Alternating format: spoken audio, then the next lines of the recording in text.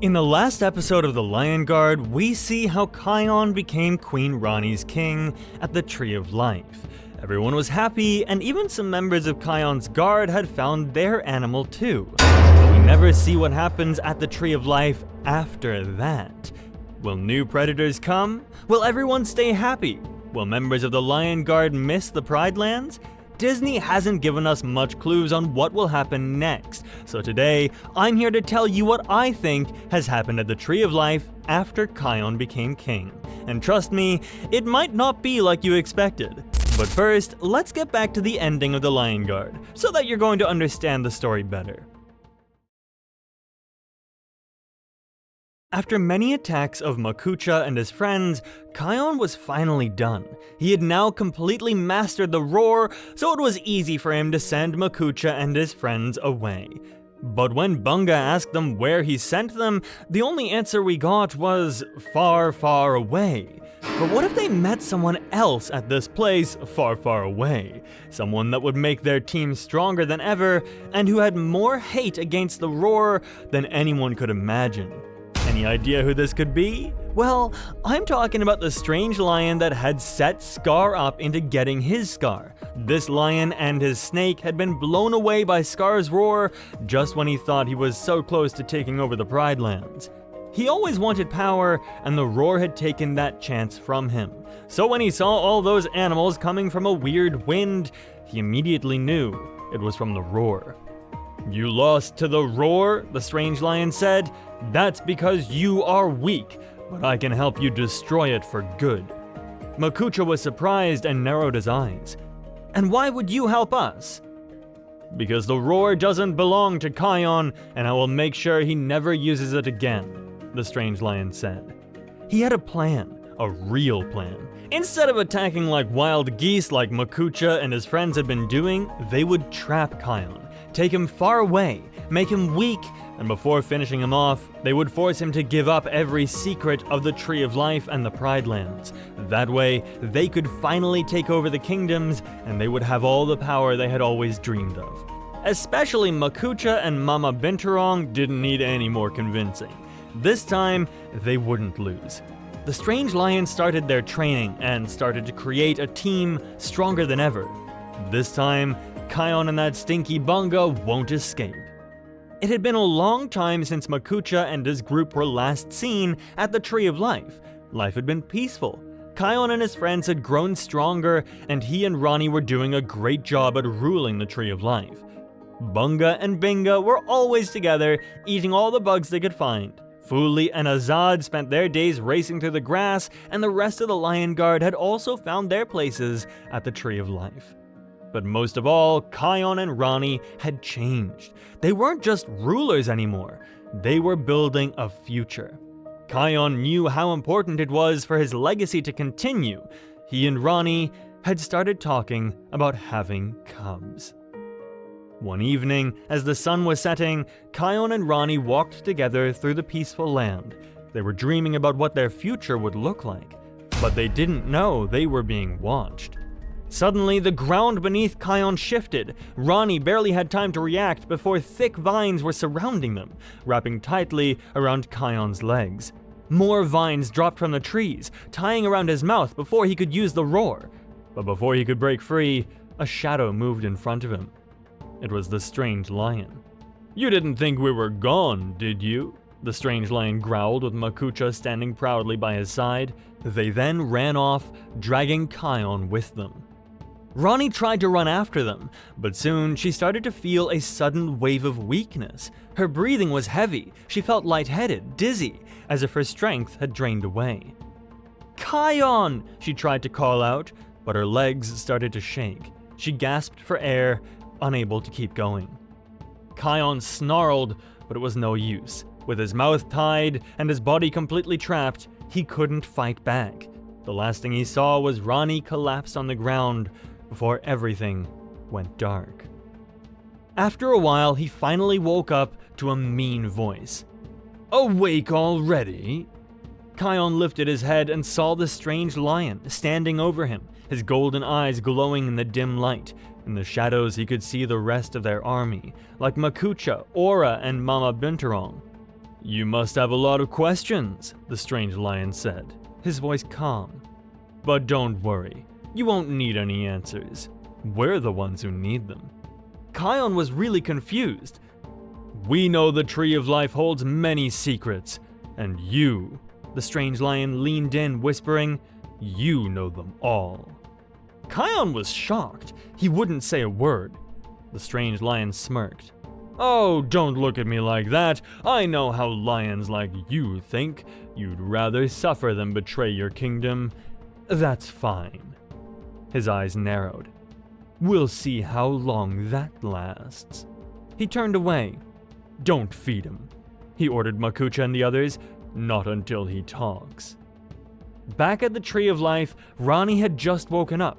She didn't understand why she had lost her breath so quickly, but there was no time to think about that now, because Kion was gone. She rushed back to the Tree of Life to tell the Night Pride, which now also included Fuli, Beshti, Ono, Anga, and Bonga. She quickly told them what had happened to Kion. "They took Kion," Rani said, trying to stay calm. "It was them, Makucha, Aura, Chilan, and more." Balio's ears flattened. "They're back? And stronger than ever," Rani said. "We have to get Kion back." The Night Pride and the Lion Guard immediately set out to track Kion, but they quickly realized something was wrong. They will never get him from them, Rani realized. Without the roar, we are completely outnumbered. We need a plan. But before she could continue, they heard some strange noises. Bunga immediately knew who it was.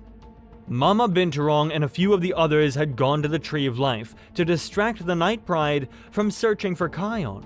"Everyone, go get them!" Fuli shouted. "Rani and I will go look for Kion." "I'm coming for you, Mama!" Bunga happily said. But they underestimated them. They could keep them from going to the animals of the Tree of Life, but they couldn't take the risk of searching for Kion now. Rani panicked, not knowing what to do. That's when Ono's eyes lit up. Everyone! I have an idea! We need help! And some good help, too!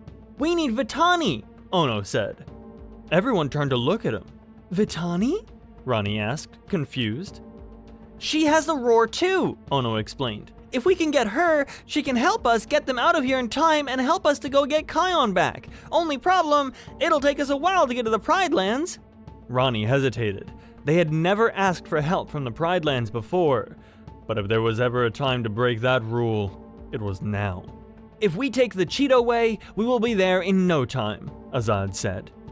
Rani couldn't think of a better option, so Azad and Fuli immediately set out on their journey to the Pride Lands. The rest of the Night Pride got back to defending the Tree of Life. They just had to hold on long enough for Vitani to arrive, hoping that Kion was okay. The sun was already going down when Fuli and Azad finally reached the Pride Lands. They had run non-stop, pushing themselves as fast as they could go. "Do you think Kion is okay?" Azad asked, slowing to a stop as they finally reached Pride Rock. Fuli's eyes narrowed. "It is Kion. He has to be." They immediately went to the Lion Guard's lair. Fuli called out for Vitani, knowing she must be there. Vitani rushed over to see what was going on. "Something must be really wrong if you came all the way from the Tree of Life to get me," she said. "We need you," Fuli said quickly. "Kion is in trouble. The strange lion from Scar is back. He gathered and trained a whole army together, and they took Kion and keep on attacking the Tree of Life." Vitani's eyes widened. "Kion? What happened?" "They set a trap," Azad explained. "And now we need you to help us. Without the roar, we stand no chance against them." Vitani immediately got herself ready. She instructed her Lion Guard what to do while she was gone, while Fuli and Azad were taking some rest before heading out on their journey back. A little while later, the three of them raced back toward the Tree of Life.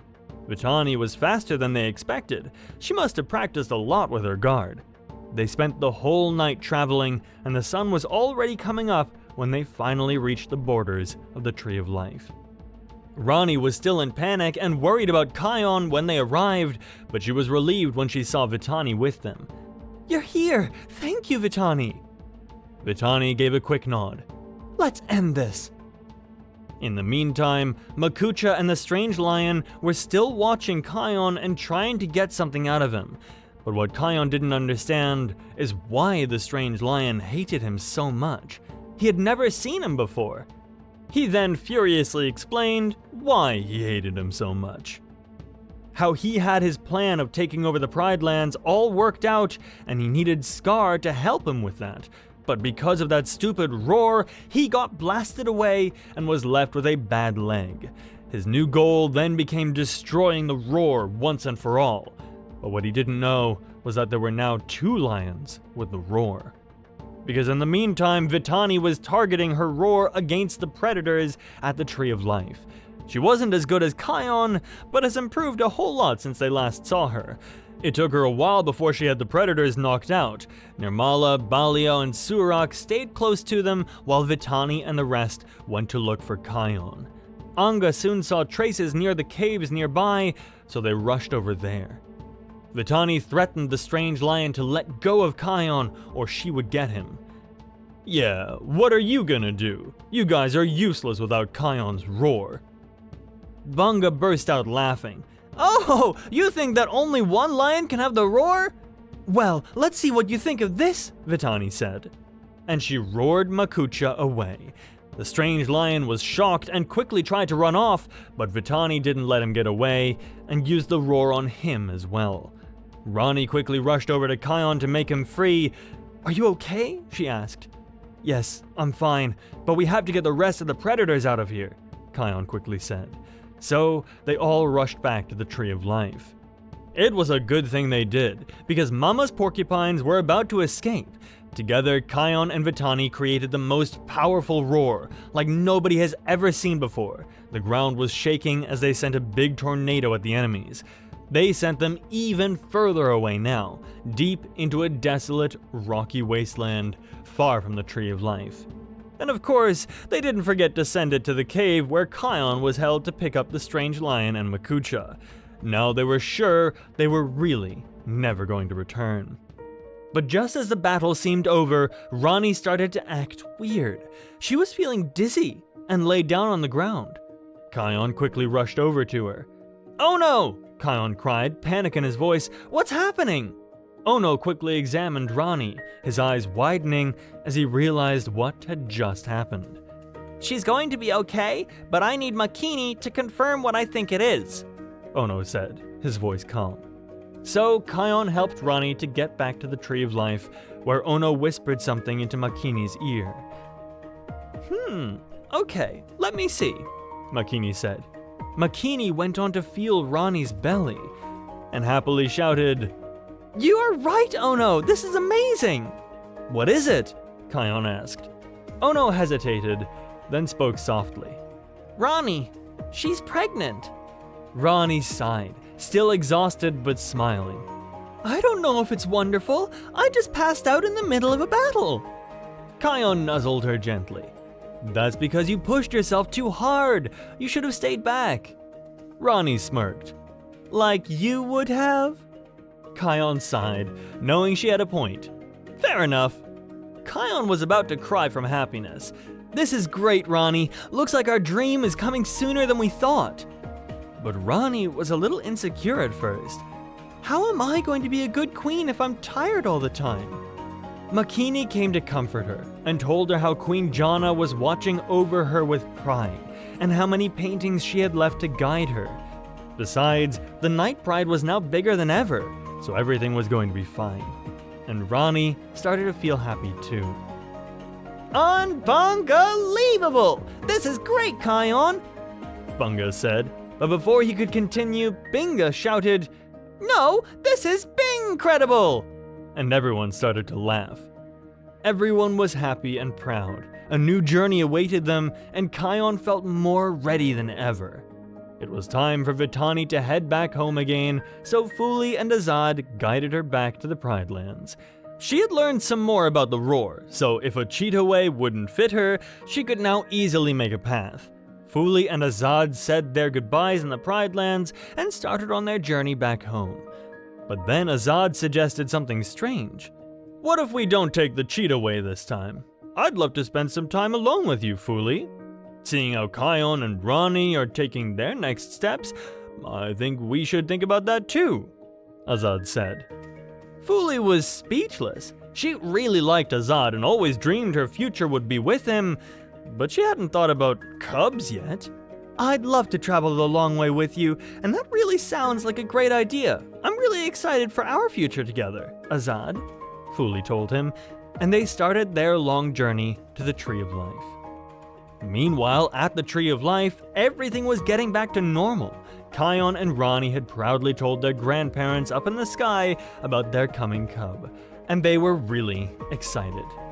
But now that I told you my insights on how the Lion Guard would continue, you might want to know more about Kion and Rani's love story. Here, I go deeper into how it all began, and if Rani truly loved Kion, or if she just wanted the roar. Make sure to check that one out as well, but this isn't the end for Kion and Rani. Let me know in the comments down below if you want me to make an update on their life with their little one, and maybe they won't be the only ones with cubs coming by then. Let me know your thoughts in the comments down below, and I'll catch you next time.